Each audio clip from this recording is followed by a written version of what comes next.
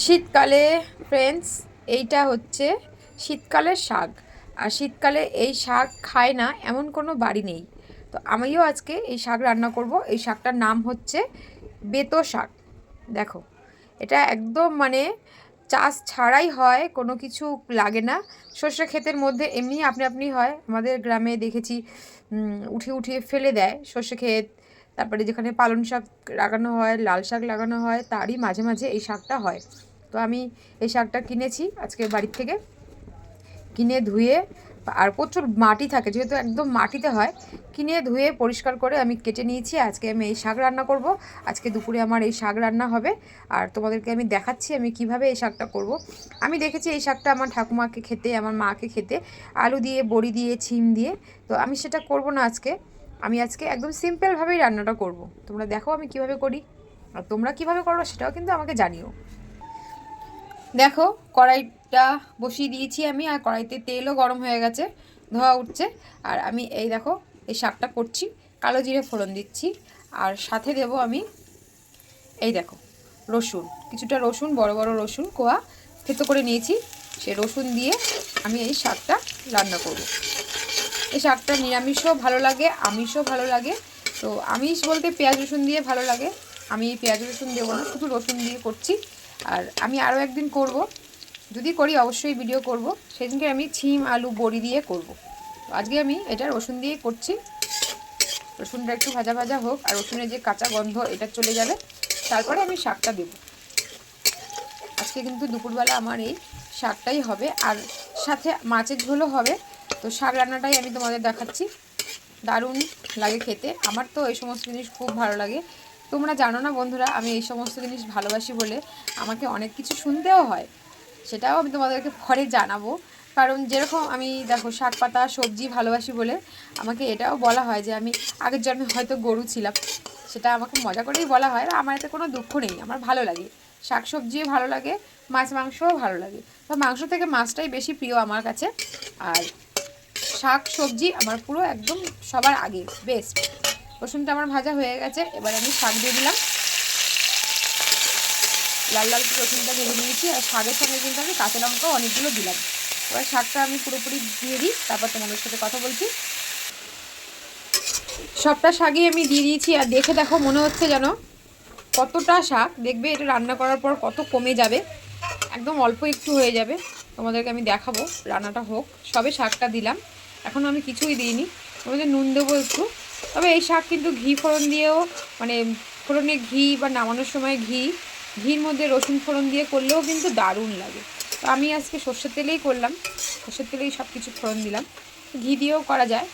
তো যেটা রান্নাটা হচ্ছে একটা শিল্প, একটা আর্ট।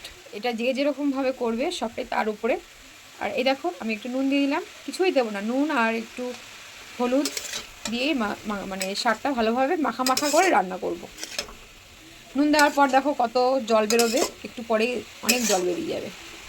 নুনটা দিয়ে নিলাম, একটু মজে আসবে, তারপরে আমি হলুদ দেবো। আগে আমি হলুদ দেবো না, হলুদটা একটু পরে দেবো। দেখো বন্ধুরা, নুনটা দেওয়ার পর কিন্তু অনেক কমে আসলো। এক থালা ছিল আমার, 3 আঁটি শাক ছিল।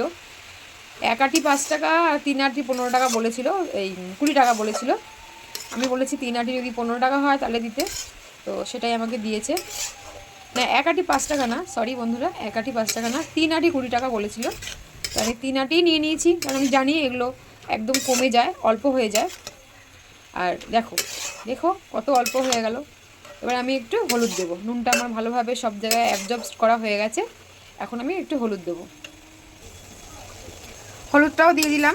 দেখো জল বেরিয়ে গেছে অনেক, ঢাকা দিলে তো আরও বেরোবে। আমি একটু ঢাকাও দেবো, হলুদটা দিয়ে ভালো করে নেড়েচে তারপরে আমি ঢাকা দিয়ে দেবো। তখন তোমাদের দেখাবো আরও কত জল বেরোবে। দেখো আমি একদম শুধু শাকগুলোই নিয়েছি, ডগা ডগাগুলো সব ফেলে দিয়েছি, কচি কচি মাথা থেকে নিয়েছি। তাও কত, মানে দেখে মনে হচ্ছিল অনেক, কিন্তু আমি জানি রান্না করলে একদমই কমে যাবে। দেখো তোমাদের দেখাচ্ছি, ঢাকা দিয়ে একটুখানি পর আবার উল্টে নেবো। ব্যাস, থালাটা দিয়ে ঢাকা দিয়ে রাখছি, একটু ভালোভাবে জল ঢল সব বেরিয়ে যাক, তারপরে ওঠাবো, উঠিয়ে দেখবো। কিছুক্ষণ পর ঢাকা উঠিয়ে দেখলাম পুরো শাক সব সিদ্ধ হয়ে গেছে। এখন জাস্ট নেড়ে চড়ে নাড়িয়ে শুকিয়ে নামানোর পালা। তাই আমি এখন ঢাকা উঠিয়ে নাড়াচাড়া করছি। তোমরা দেখতে থাকো ভিডিওটা, আর কে কীভাবে করো সেটাও কিন্তু আমাকে কমেন্ট করে জানিও। এত হাওয়া দিচ্ছে তাই জানলাটা বন্ধ করে নিলাম, কারণ হাওয়াতে গ্যাস নিভে যাচ্ছে। আর দেখো আমার শাক কিন্তু হয়ে গেছে। কতটা শাক ছিল এক কড়াই, আর দেখো ভাজা করে কলটুকু হয়ে গেছে। আমরা লোক কম, 2-3 জন 4 জন, ছেলে মেয়ে তো খায় না, মেয়ে একটু খায়, ছেলে তো খায়ই না, তাই জন্য বললাম 3 জন। তো মেয়েকে আর ধরলাম না, 2 জন। যদি 4-5 জন লোক থাকতো ফ্যামিলিতে এটুকু শাকে হয়তো হতোও না। তো এখন নামাবো আমি। নামানোর আগে আর একটা জিনিস তোমাদের দেখাবো আমি যেভাবে করি সেভাবে। এই যে একটু চালের গুঁড়ো, আটা, ময়দা যাই থাক তোমার ঘরে সেটা একটু ছিটিয়ে দিতে হয়। তো আমার কাছে ময়দা আছে, আমি একটু ময়দা ছিটিয়ে দিলাম। এবার আমি ভালো করে নাড়াচাড়া করে নামিয়ে নেব। এই যে দেখো বন্ধুরা, নামিয়ে নিয়েছি, একদম বাটিতে নামিয়ে নিয়েছি। এবারে ভাত খাবো এটা দিয়ে, গরম গরম। দুপুরে আজকে শাক ভাজা তোমাদের সাথে শেয়ার করলাম। এবার তোমাদের দেখাবো ভাত মেখে খেতে কতটা মজা লাগে, তোমরা দেখো। বসে পড়লাম গরম গরম ভাত দিয়ে শাক ভাজা খেতে। আর বেতো শাক এরকম সুন্দর মুলায়েম একটা নরম একটা ভাব আছে, সেটা কিন্তু দারুণ লাগে খেতে আমার। আর আমি দেখো এইভাবে ভাত নিয়ে আগে একটা প্রথম গ্রাসটা খেয়ে নিই। উফ, কি বলবো বন্ধুরা, দারুণ দারুণ হয়েছে। তোমরাও কিন্তু বাড়িতে একবার ট্রাই করো, আর আমাকে কিন্তু কমেন্ট করে জানিও। এরকম বেতো শাক রান্না কিন্তু পেলে এক থালা ভাত খাওয়া যায়। তো আমি তো এখন খাবো ভাত দিয়ে, তোমরাও বাড়িতে খেয়ে ট্রাই করো। আর আজকের ভিডিওটা এখানেই শেষ করলাম বন্ধুরা, টাটা।